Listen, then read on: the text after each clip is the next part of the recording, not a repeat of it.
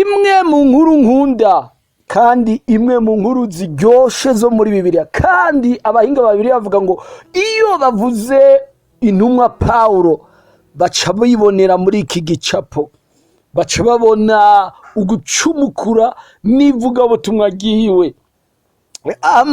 Ngaha bavuga ngo abayuda ibihetangabo 5 bankubise ibimoko 39. Ibihe 3 nakubiswe ingage. Igihe kimwe natewe amabuye. Ibihe 5 ubwato bwaramenekanye, naraye mwidamba nirigwayo.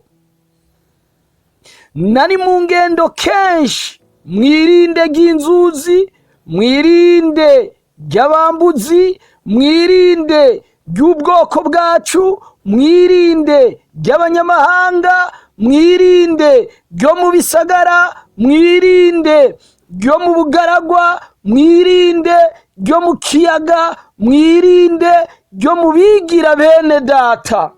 Mu butame no mu bucumukure ndara amaso kenshi, ngira inzara n'inyota, mara ubusa kenshi, nirigwa nicwa n'imbeho, nambara ubusa. Kandi ntarinze kuvuga ikindi, hari kinza ko uko bukeye. Hariho ikintu kinza ko uko bukeye. Numwitwarariko w'amashengero yose, numwitwarariko w'ivugabutumwa, numwitwarariko w'ivya Yesu, numwitwarariko wo kugororoka, numwitwarariko wo gutaha mw'ijuru, numwitwarariko. Oho, acabandanya ku murongo wa 30 akavuga ngo namba nkwiye kwirata, nirata ivy'intege nke zanje.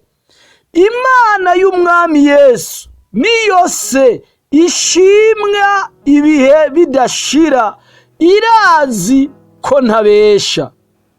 32 i Damasiko icegera c'umwami Areta carindishije igisagara c'abanyamadamasiko ngo bamfate, bancisha mu kadirisha k'uruzitiro rw'amabuye. Ndi mu gisangaza ndahunga, ndamuva mu maboko. Aya namwe mu majambo Pawulo yanditse avuga mwirinde mu ngorane, mu vyago, mu makuba.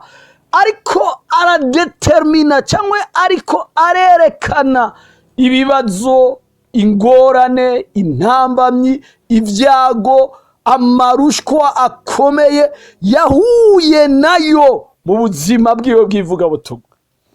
Hariho ibintu 3 vyama biherekeza ivugabutumwa. Ivugabutumwa ritegerezwa guherekezwa n'ihamwa. Ivugabutumwa ritegerezwa guherekezwa n'amasengesho y'urudaca, kandi ivugabutumwa rikwiye guherekezwa n'ibimenyetso n'ibitangaza bizanywe n'imitima mishasha, biherekejwe n'imitima mishasha y'abizera. Iryo ni ryo vugabutumwa. Ivugabutumwa ritagira uruhamo, ritagiramwo ibibazo.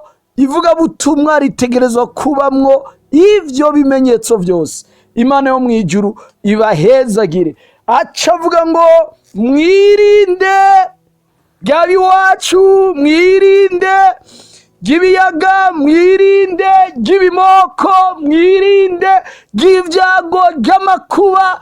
Avuga n'ibihe vyinshi ubwato bwamumenekanye, ibihe 5 bari muri voyage, ubwato bugasaba, bari hagati mu kiyaga. Imana yo mwijuru ibahezagire, mugire umugisha.